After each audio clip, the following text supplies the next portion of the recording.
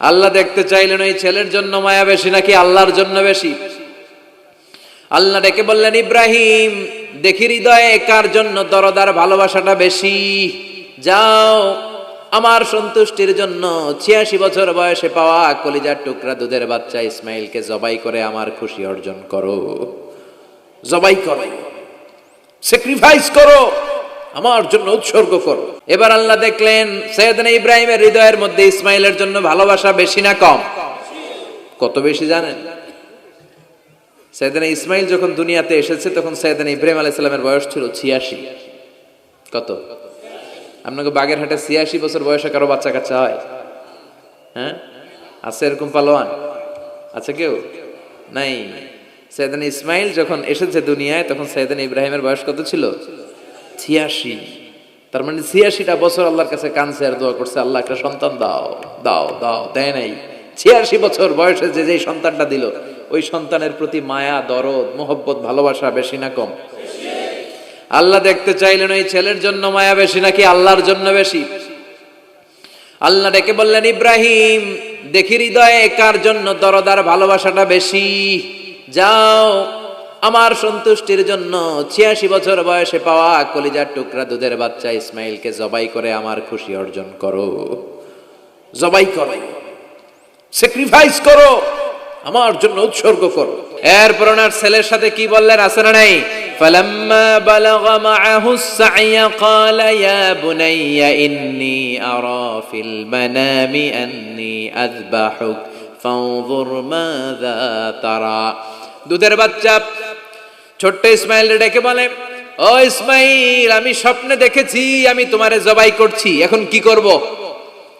সুবহানাল্লাহ। আমার আব্বা যদি আমার কইতো, আপনার বাবা যদি বলতো, আব্বা তোরে তো দেখছি স্বপ্নে জবাই করি, আমরা কইতাম আব্বা আমার দেখেন না, আমার বড়টারে দেখছেন। কথা কন।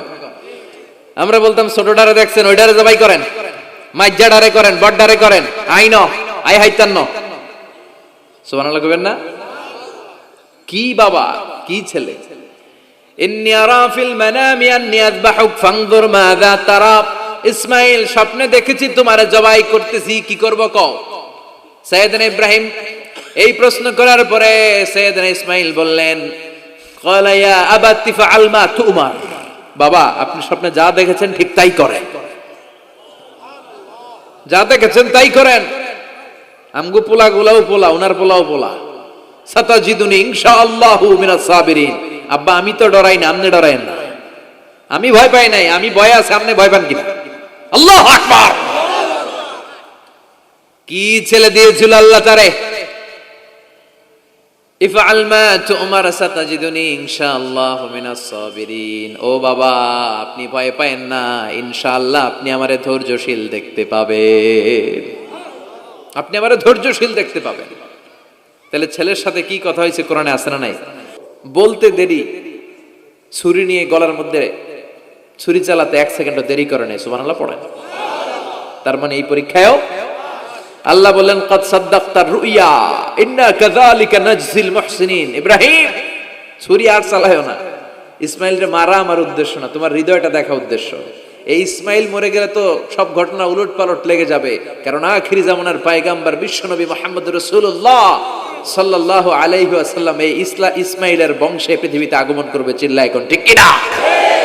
ইসমাইলকে বাঁচিয়ে রাখা আল্লাহর জন্য ওয়াজিব, আল্লাহ নিজের জন্য এটাকে আবশ্যক করেছেন। সুবহানাল্লাহ পড়েন। Could you imagine কি স্যাক্রিফাইস তিনি করেছেন? প্রতিটা পরীক্ষায় পাস। পরীক্ষার ফলাফলে আল্লাহ কি বললেন? তোমার আমি কি বানাইলাম? নেতা। নেতা হওয়া এত সোজা না। লিডারশিপ কোয়ালিটিটা অনেক গুরুত্বপূর্ণ কোয়ালিটি, এটা চাইলেই পাওয়া যায় না।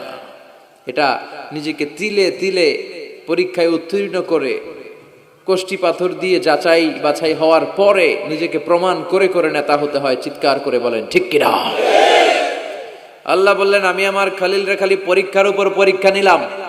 যারে আল্লাহ ভালোবাসে বেশি তার জীবনে পরীক্ষাও।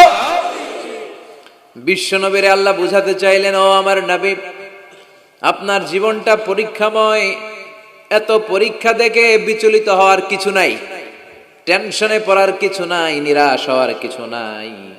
আপনার পিতা ইব্রাহিমকেও এরকম অনেকগুলো আমি পরীক্ষা নিয়েছি, আর প্রতিটা পরীক্ষায় আমার ইব্রাহিম খলিল সফলতার সাথে উত্তীর্ণ হয়েছে। আসাদুন নাসি বালাআন আল আম্বিয়া, এই পৃথিবীতে সবচেয়ে বেশি বালা মুসিবত আর পরীক্ষা আসে নবীদের।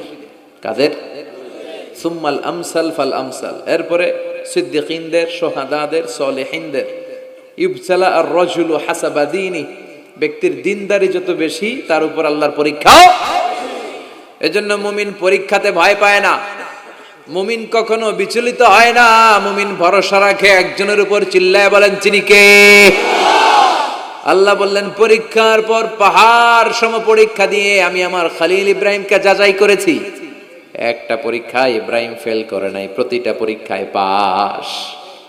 এগুলো বলে বলে বিষ্ণুনবীর আল্লাহ সান্ত্বনা দিচ্ছেন, নবী ওরা আপনারে গালি দেয় জাদুকর বলে, ওরা আপনারে গালি দেয় গণক বলে, ওরা আপনারে কবি বলে গালি দেয়, ওরা আপনারে পাগল বলে গালি দেয়, একটার পর একটা পরীক্ষায় আপনি জর্জরিত হচ্ছেন। নবী আপনার পিতা ইব্রাহিম তো এর চেয়েও বেশি পরীক্ষায় পড়েছে। দুনিয়াতে আমরাও যারা পরীক্ষার শিখা, আমরাও সাইয়েদনা ইব্রাহিমের জীবনী থেকে শিক্ষা নেওয়ার দরকার আছে না নাই? গালি আসবে, মন্দ কথা আসবে, বিপদ আসবে, জেল জরিমানা আসবে, ঝুঁকি আসবে। এই ঝুঁকি আর রিস্কের মধ্য দিয়ে কালিমার দাওয়াতের প্রচারের কাজ করতে হবে। চিল্লায় এখন ঠিক কিনা? এটাই মুমিনের বৈশিষ্ট্য। ঝুঁকি, বিপদ, পরীক্ষা, বালা মুসিবত, এগুলো মুমিনের লক ছাড়ে না, পিস ছাড়ে না। কারণ মুমিনরে পছন্দ করে কে? মুমিন খুব ভালো করেই জানে বিপদের পরেই বিজয় দান করবে কে। রাত্রি যত গভীর হয়, সুবহে সাদেকের সময় কাছে আসতে থাকে, গর্ভবতী নারীর পেটের ব্যথা যত বাড়তে থাকে, নতুন মেহমান দুনিয়ায় আসার সময় ঘনাতে থাকে, তেমনি ইসলামের পক্ষে যারা কথা বলে তাদের উপর বিপদ, ঝুঁকি, অত্যাচার, অনাচার যত বাড়তে থাকে, কালেমার বিজয়ের সময়টাও কাছে আসতে থাকে, কাছে আসতে থাকে। এই নাজরানা আমাদেরকে দিতে হবে। পরীক্ষায় আমাদেরকে সাইয়েদনা ইব্রাহিমের মতো উত্তীর্ণ হতে হবে। জালিমরা বেশি দিন থাকতে পারে না, এটা ইতিহাস সাক্ষী। কথা বলেন। যারা জুলুম করে তাদের জন্য তো সাহায্য নাই, যারা মাজলুম তাদের জন্য সাহায্য। বদরের প্রান্তরে 313 জন মাত্র দরিদ্র, গরিব, মাজলুম সাহাবী, তাদের জন্য আকাশ থেকে ফেরেশতা দিয়ে নুসরাত সাহায্য করেছে কে? তার মানে মাজলুম আল্লাহর পক্ষে আর জালিমের বিপক্ষে, ঠিক কি না? জালিমের জন্য কোনো সাহায্য নাই, বরং দুনিয়ায় যারা জুলুম করে তাদের ক্ষমতা বেশি দিন থাকে না। ফেরাউন বেশি দিন থাকে নাই, থাকছে? নমরুদ বেশি দিন থাকে নাই, থাকছে?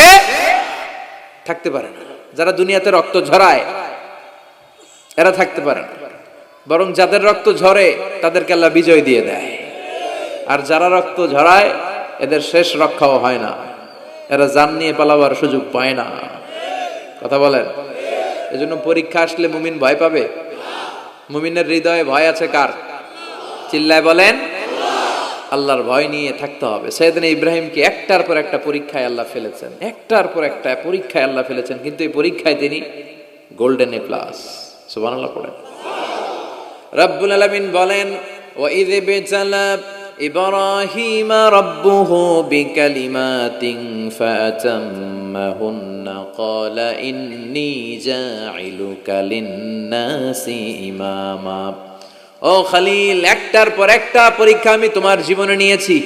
বিশ্বনবীরে বললেন আমার ইব্রাহিমের উপর একটার পর একটা পরীক্ষা আমি নিয়েছি, ইব্রাহিম প্রতিটা পরীক্ষায় পাস। আর খুশি হয়ে আমি বললাম, ইব্রাহিম আমি তোমার নেতা বানায় দিলাম। আল্লাহ put Sayyidina Ibrahim in some tests and trials, and Sayyidina Ibrahim successfully overcome all the tests. Allah said, Ibrahim, I'm gonna make you the leader. Ibrahim আমি তোর লিডার বানাই দেব, এই ফলাফল স্বরূপ তোমার আমি গোটা বিশ্বের নেতা বানাই দিব। I'm gonna make you the leader. এজন্য সাইয়েদনা ইব্রাহিমকে নেতা বানাই দিলেন কে? একটার পর একটা পরীক্ষা তিনি দিয়েছেন। একটাও সাধারণ পরীক্ষা ছিল না, সব ভয়ঙ্কর পরীক্ষা। পরীক্ষাগুলো ছিল অগ্নি পরীক্ষা। পরীক্ষা নাম্বার 1 ইলকাউহু ফিন্নার, আগুনের পরীক্ষা। নমরুদ বলে, ইব্রাহিম ঈমান ত্যাগ করো, না হলে আগুনে ফেলবো। কোথায় ফেলবো? সাইয়েদনা ইব্রাহিম বলে, আমার জীবন যাবে কিন্তু ঈমান যাবে। ঈমানের পথে অবিচল থেকে আমার মরণ যেন হয়। তোমারই কাছে মিনতি আমার, তোমারই কাছে মিনতি আমার, মহামহিম দয়াময়, ইমানের পথে অবিচল থেকে আমার মরণ যেন হয়। পড়ে না আমিন। নমরুদ বলে, ইব্রাহিম ইমান ছাড়ো, তা না হলে আগুনে ফেলবো। ইব্রাহিম বলে, জীবন যাবে কিন্তু ইমান যাবে। তার মানে পরীক্ষায় পাস, আগুনে ফেলে দেয়া হলো, ইমান হারা করতে পারে নাই নমরুদ। তার মানে আগুনের পরীক্ষায় নাকি ফেল না পাস। পরীক্ষা নাম্বার 1। পরীক্ষা নাম্বার 2, আল্লাহ বললেন, ইব্রাহিম কলিজার টুকরা সন্তান ইসমাইলকে আর প্রিয়তমা স্ত্রী হাজারকে মক্কার ধুধু প্রান্তরে রেখে আসো, যেখানে কোনো মানুষ নাই, কোনো পাখি নাই, কোনো প্রাণী নাই, কোনো খাওয়ার পানিও নাই, কেউ নাই, জনমানব শূন্য এলাকার মধ্যে ফ্যামিলির সবাইকে রেখে আসো, ইসমাইলরেও রেখে আসো, হাজারকেও রেখে আসো। কোনো টু শব্দ করলেন না। সাইয়েদনা ইব্রাহিম কিছু জিজ্ঞেসও করলেন না, বলার সাথে সাথে ওনার স্ত্রী আর কলিজার টুকরা বাচ্চাটারে মক্কার ধুধু প্রান্তরে রেখে দিয়ে আসলেন। এই পরীক্ষায়ও কথা বলেন, এই পরীক্ষায়ও আমাদেরকে যদি আল্লাহ বলে, যাও তোমার সন্তান তোমার স্ত্রীকে রেখে আসো সাহারা মরুভূমিতে, পারবেন? হ্যাঁ, কি পরীক্ষা দিয়ে আল্লাহর প্রিয় হয়েছে। তার মানে আগুনের পরীক্ষায় পাস, ফ্যামিলি বিসর্জন দেওয়ার পরীক্ষায় পাস। আবার আল্লাহ বললেন, ওয়াজআলনা ফি যুররিয়াতিহিন নুবুওয়াতা ওয়াল কিতাব, আমি খুশি হয়ে এই ইব্রাহিমের বংশের মধ্যে নবুয়ত দিয়েছি, আবার কিতাবও দিয়েছি। সুবহানাল্লাহ বলেন। তিনি নবুয়ত দিয়েছেন। পৃথিবীতে যত নবী আসছে সব সাইয়েদনা ইব্রাহিমের নাতিপুতি। সব কি বিশ্বাস হয় না? এই পৃথিবীতে যত পয়গম্বর এসেছেন তার 99.99% নবীরাই ওনার ছেলে আর নাতিপুতি। চিল্লায় পড়েন আল্লাহু আকবার। এজন্য ওনারে বলা হয় আবুল আম্বিয়া, father of the all prophets, সব নবীদের বাবা।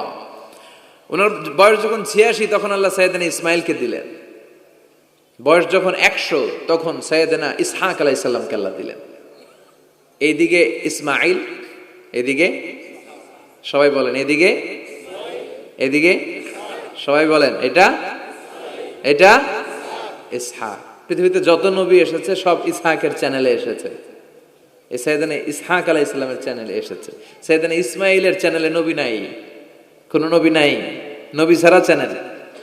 আর এখানে যত হাজার হাজার লক্ষাধিক নবী এসেছে, সব নবী ইসহাক আলাইহিস সালামের চ্যানেলে যারা এসেছে, সব নবীরা অন্যান্যদেরকে বলে যাইতো, তার উম্মতকে বলে যেত যে সবশেষে একজন নবী আসবে, তিনি হবেন সর্বশ্রেষ্ঠ নবী, তিনি হবেন সর্বশ্রেষ্ঠ নবী। তো এদের এই চ্যানেলে এত নবী, এরা ভাবছে ওই সর্বশেষ নবীটাও এদিক দিয়েই আসবে। কিন্তু আল্লাহ হাজার হাজার লক্ষ নবী এই চ্যানেলে পাঠালেন, কিন্তু সর্বশেষ নবীটা এইখানে পাঠালেন না। সর্বশেষ চ্যানেলের নবীটা আল্লাহ এই চ্যানেলে পাঠাই দিলেন। সর্বশেষ নবীটা সাইয়েদনা ইসমাইলের চ্যানেলে এসেছে। এজন্য ওরা হচ্ছে বানি ইসরাইল আর আমরা হচ্ছি বানি ইসমাইল। সুবহানাল্লাহ পড়বেন না? উনার ধর্ম, উনার চেইন থেকে ইহুদিবাদ, খ্রিস্টবাদ, ইসলাম, এই 3 ধর্মের জন্ম। ইহুদিবাদও আল্লাহর দেয়া ধর্ম, খ্রিস্টবাদও আল্লাহর দেয়া ধর্ম, কিন্তু আল্লাহর দেয়া শরীয়তের উপর ওরা অবশিষ্ট থাকে নাই, থেকেছে শুধু ইসলাম। ঠিক কিনা? এজন্য আমরা প্রত্যেক নামাজে পড়ি গায়রিল মাগদুবি আলাইহিম ওয়ালাদ-দাল্লিন। ও আল্লাহ, গায়রিল মাগদুব, যাদের উপর তোমার রাগ ক্রোধ, তাদের পথ আমরা চাই না, ওরা হলো ইহুদিরা। ওয়ালাদ-দাল্লিন, আর যারা ভ্রষ্ট তাদের পথও চাই না, এরা হলো নাসারারা। 3 ধর্মের গোড়া সাইয়েদনা ইব্রাহিমের সাথে লেগেছে। এজন্য এই 3 ধর্মকে একসাথে বলে কম্পারেটিভ রিলিজিয়ন, তুলনামূলক ধর্মতত্ত্বের ভাষায় অ্যাব্রাহামেটিক ফেইথ। কি বলে? অ্যাব্রাহামেটিক ফেইথ বলে। এজন্য ওনাকে বলা হয় আবুল আম্বিয়া। সব নবীরা এই চ্যানেলে এসেছে। তার মানে সব নবী সাইয়েদনা ইব্রাহিমের নাতিপুতি। আবার এই প্রতিটা নবীর জন্য আল্লাহ তাআলা আকাশ থেকে কিতাব নাজিল করেছেন। চিল্লায় বলেন ঠিক কিনা? আল্লাহ বলে, ইব্রাহিম তোমারও আমি কিতাব দিলাম। সাইয়েদনা ইব্রাহিম আলাইহিস সালামের উপর কিতাব আছে না নাই? ওই কিতাবের নাম কি? কে পারে? ইন্না হাযা লাফিস সুহুফিল উলা সুহুফি ইব্রাহিম ওয়া মূসা।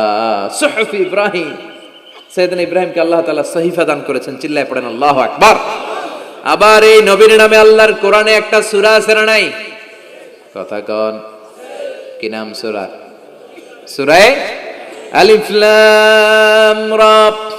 কিতাবুন আনজালনাহু ইলাইকা লিতুখরিজান নাসা মিনাল যুলুমাতি ইলান নূর। সুবহানাল্লাহ পড়েন। আলিফ লাম রা। I have revealed this holy and sacred book unto you in order to lead the mankind out of darkness into the light. ও নবী, আমি এই কিতাবকে আপনার কাছে পাঠিয়েছি অন্ধকারাচ্ছন্ন মানুষগুলোকে অন্ধকার থেকে আলোর দিকে নিয়ে যেতে। এই কোরআনের ভেতরে আলো আছে না নাই? সবকিছুর সমাধান আছে না নাই? সমাধান চাও যদি জীবনে মরণে, ফিরে যাও খুঁজে নাও চোখ রাখো কোরআনে। সুবহানাল্লাহ পড়েন। চোখ রাখবেন কোথায়? নাকি মোবাইলে, না টিভিতে, না এটিএন বাংলার পর্দায়? আসিতেছে আগামী শুক্রবার রঙিন পর্দায়, চোখ রাখুন এটিএন বাংলায়। এটিএন বাংলায় চোখ রাখবেন? কই রাখবেন? সমাধান চাও যদি জীবনে মরণে, ফিরে যাও খুঁজে নাও চোখ রাখো কোরআনে। ঠিক কিনা? If you want the solution this dunya and akhirah, go back, have a look to the holy Quran. সুবহানাল্লাহ পড়েন। কি নবী আল্লাহ বানালেন, ওই নবীর নামে আল্লাহ একটা সূরা দিলেন। আবার আল্লাহ বললেন, ও দুনিয়ার মুসলমানেরা শোনো, তোমাদেরকে মুসলমান বলে নাম করেছে সাইয়েদনা ইব্রাহিম। ঠিক কিনা? আবার এই নবী সাধারণ কোন নবী নয়, এই নবী হলো তোমাদের জাতির পিতা। আমাগো জাতির পিতা কেডা? কথা কন আরো জোরে, সবাই মিলে বলেন, মিল্লাতা আবিকুম ইব্রাহিম হুয়া সাম্মাকুমুল মুসলিমিন। মিল্লাতা আবিকুম ইব্রাহিম, তোমাদের জাতির পিতার নাম, আমাদের জাতির পিতার নাম ওয়া সাম্মাকুমুল মুসলিমিন, তিনিই তোমাদেরকে মুসলমান নামকরণ করেছে। আবার আল্লাহ বললেন, আসলিম ইব্রাহিম, তুমি সবাইরে মুসলমান বানাও, আগে নিজে মুসলমান হও। আসলিম ক্বালা আসলামতু লিরাব্বিল, ও ইব্রাহিম তুমি মুসলমান হও। বলার সাথে সাথে ইব্রাহিম বলে, আল্লাহ দেরি নাই, আমি মুসলমান হয়ে গেলাম। ইহুদিরা দাবি করতো সাইয়েদনা ইব্রাহিম নাকি ইহুদি, নাউজুবিল্লাহ পড়বেন না? খ্রিস্টানরা দাবি করতো সাইয়েদনা ইব্রাহিম নাকি খ্রিস্টান। আল্লাহ বলে, মা কানা ইব্রাহিম ইয়াহুদিয়াও ওয়ালা নাসরানিয়াও ওয়ালাকিন কানা হানিফাম মুসলিমা। আল্লাহ বলে, আমার ইব্রাহিম ইহুদি নয়, আমার ইব্রাহিম খ্রিস্টান নয়, আমার ইব্রাহিম পাক্কা মুসলমান। হানিফান মুসলিমা, পাক্কা মুসলমান, ওনার ইসলামে কোনো সন্দেহ। এজন্য আল্লাহ খুশি হয়, ওনার একটা উপাধি দিলেন। উপাধিটা হলো লা হালিম। ইন্না ইব্রাহিম লা হালিমুন আওয়াহুম মুনিব, আমার ইব্রাহিম সহনশীল, আমার ইব্রাহিম ভদ্র। সুবহানাল্লাহ বলেন। আমাদের বাংলাদেশে আমাদের মুসলমানদের মধ্যে এটার সবচেয়ে বড় অভাব, সহনশীলতা আমাদের নাই। কথা কর, নিজে যেটা বুঝি ওইটাই। আমি তাবলীগ করি, আমি মনে করি আমি হক, বাকি সব বাতিল। এই সমস্যাগুলো বাগেরহাটে আছে না নাই? হ্যাঁ, আমি যদি জামাত ইসলাম করি, আমি মনে করি আমি হক, বাকি একটা দলর আমি হক বলতে চাই না। আছে না এরকম? আমি আহলে হাদিস, সো আমি হক, আর বাকি যা আছে সব বাতিল। আমি কওমি, তো আমি ভালো, আলিয়া সব খালিয়া। কথা কর। আবার আমি আলিয়া, আমি ভালো, কওমিয়া সব শেষ। এই ঠেলা ঠেলে এই দেশে আছে না নাই? এক ইসলাম, এক নবী, এক কোরআন, এরপরে সহনশীলতা নাই। সে অন্য নেশাবে পড়ুক, সে অন্য মতদর্শে হোক, সে তো আমার ভাই। সবচেয়ে বড় পরিচয়, সেও মুসলিম, আমিও মুসলিম। এই চিন্তাটুকু নাই। আল মুমিনুনা ইখওয়া, ব্রাদারহুড, ভ্রাতৃত্বের এই বন্ধনটা আমাদের মধ্যে নাই। আমরা একে অপরকে গালিগালাজ করতে দেরি করি না, একটু চিন্তা করি না। কাফের বলে ফতোয়া দিতেও দেরি করি না। কথা কন, ফতোয়া আছে না নাই? কয় তুই কাফের 10 কারণে, তুই কাফের 20 কারণে, তোর দাদা কাফের, তোর নানা কাফের, তোর পীর সাহেব হুজুর কাফের। আছে না নাই? তোর এই কাফের পীর সাহেব মারা গেলে, এই পীর সাহেবের যে কবরে শোয়ানো হবে, ওই কবরের উপরে যে ঘাস উঠবে, ওই ঘাস যে গরু খাবে, ওই গরুর যে দুধ খাবে, ওইটাও কাফের। আছে না নাই? খালি ফতুয়াবাজি। আল্লাহ বললেন আমার ইব্রাহিম ফতুয়াবাজি করে নাই। ইন্না ইব্রাহিম লা হালিমুন আওয়াহুম মুনিব, আমার ইব্রাহিম ছিল সহনশীল ভদ্র একজন নবী। চিৎকার করে বলতে হবে ঠিক কিনা। আবার আল্লাহ বললেন আমার ইব্রাহিমকে আমি খালিল উপাধি দিয়েছি। ইত্তাখাযাল্লাহু ইব্রাহিমা খালিলা, আল্লাহ বললেন গোটা বিশ্বের মধ্য থেকে কাউরে আমি খলিল বলে গ্রহণ করি নাই, একমাত্র ইব্রাহিমকে ছাড়া। ইব্রাহিম আলাইহিস সালামকে ছাড়া কাউরে আল্লাহ খলিল বানাইছে? খলিল মানে বন্ধু।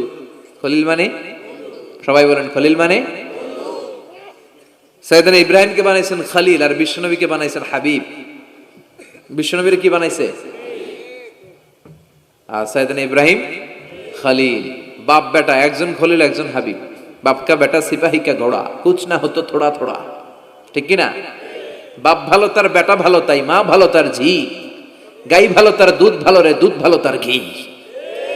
বাবা যদি ভালো হয় ছেলে ভালো, মা যদি ভালো হয় মেয়ে ভালো, গাই যদি ভালো হয় দুধ ভালো, দুধ ভালো তো ঘি ভালো। কথা বলেন। যেমন বাপ তেমন বেটা। বাবা হলেন খলিল, ছেলে হলো হাবিব। খলিল মানেও বন্ধু, হাবিব মানেও বন্ধু। খলিল মানে এমন বন্ধু যেই বন্ধু আল্লাহরে খুশি করার জন্য কাজ করে। কথা বুঝতে হবে। খলিল মানে এমন বন্ধু যেই বন্ধু আল্লাহরে খুশি করার জন্য কাজ করে। আর হাবিব মানে এমন বন্ধু যেই বন্ধুরে খুশি করার জন্য আল্লাহ নিজেই কাজ করে। কার দাম বেশি?